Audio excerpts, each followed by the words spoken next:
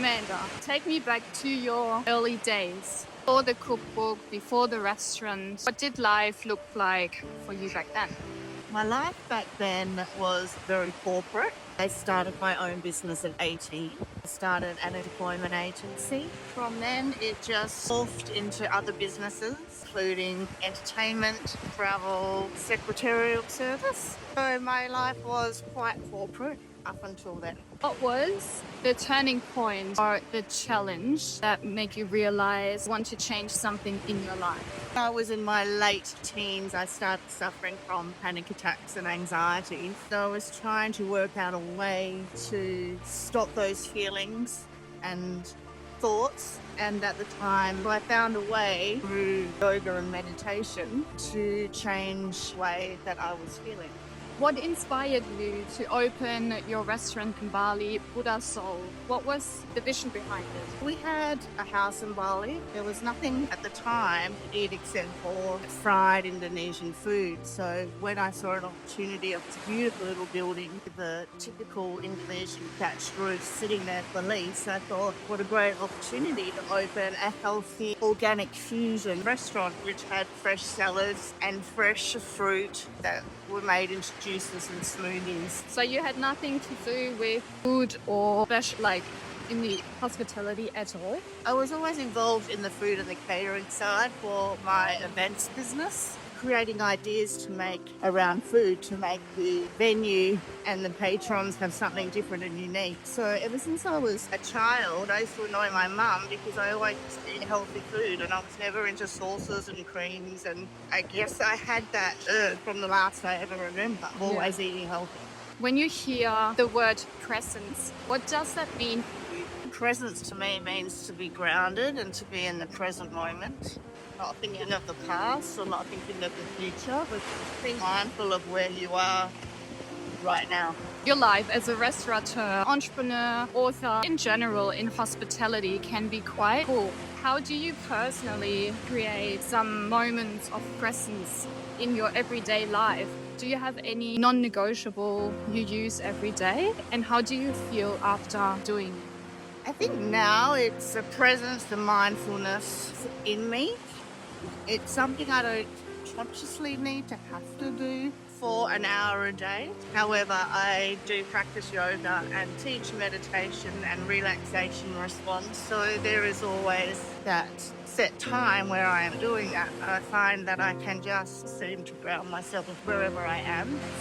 Do you also go for walks sometimes, like we do now? Yeah, I walk every day. So being in nature helps you to ground you as well?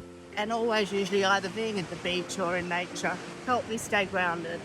Yes. Connect with the earth. Yeah.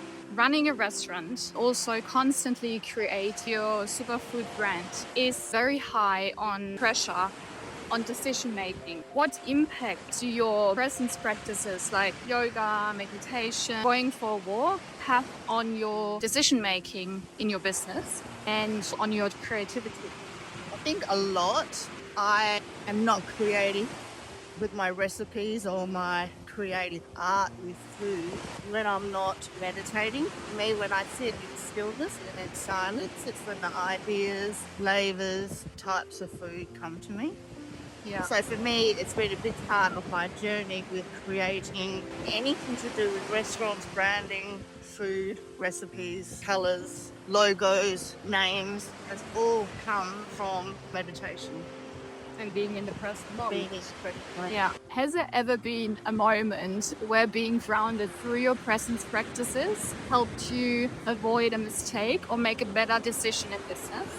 I think one of the biggest decisions that I can remember facing was two, actually. One was the sale of my restaurant in Bali. Somebody came to purchase it and I thought I was ready at the time.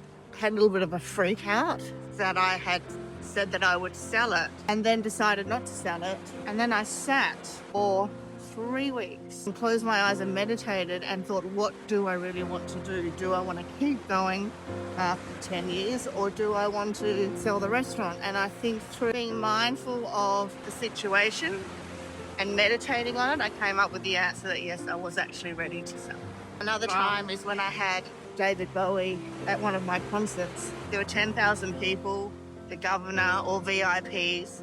And people say, how do you stay so calm and you're not freaking out?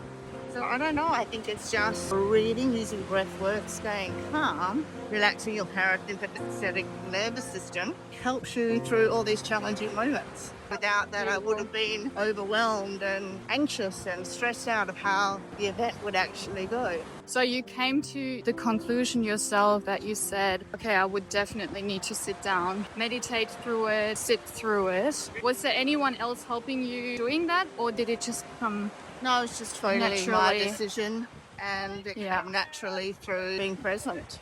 Would you say presence changes the way how you work with your team, how you collaborate with any partners, or changes the way you create recipes? Yeah, I think being calm in those situations definitely helps with meetings with colleagues, not worrying about what people think about you, using breath work to calm down if you're feeling anxious, uptight, or even nervous. And even saying one single word like calm, confident, success, using these positive one-word affirmations that help get through stressful situations. So do you think presence is a secret advantage or kind of like a quiet superpower in business? Absolutely. I think without being calm, mindful, and present, you can't have any superpowers. I believe that they don't just drop into your head without tapping into your deeper conscious state of mind through a present practice. So when you look back, everything you've built, the restaurant, the cookbooks, do you think that all of it could exist without being present? I think to manifest, you have to be present. To be creative, you have to be present. Without those techniques, creativity in any area is not a superpower until you tap into those tools. Absolutely. So you say your mindset changed from before you started your own businesses to now? A lot more calmer now than when I first started business. I was obviously 18 and I was worried about the future. I was anxious about getting whatever was done. I was probably worried about what people thought of you, how they judged you. Am I too young to have my own business? To be responsible for the staff, through mindfulness, has helped with definitely how I felt then to how I feel now. Okay, final question for you. If you could give your younger self a piece of advice about slowing down and being present, what would it be? Without a doubt, practicing mindfulness. I'm gonna close every interview with the presence lightning round, which is 5 little questions in a this or that style. So you can answer with sentence or words, however you like. Okay, Amanda, journal or meditation? meditation. Sunrise or sunset? Sunset, definitely. Cook for others or cook for yourself? Cook for others. Yoga or gym? Yoga predominantly. Silence or music while cooking? I have both. Sometimes I like silence and sometimes I like to mix it up with the beat, Yeah, with the tunes. depending on your mood. Depending on my mood, depending on the weather, depending on who's coming. Okay, perfect. And that's it.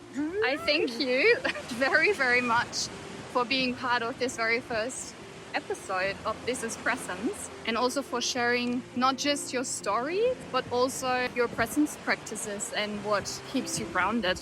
Thank you. So thank you very much for being here, and it's been truly a gift to have you. You're welcome. Keep staying in the presence. Hello. Thank you.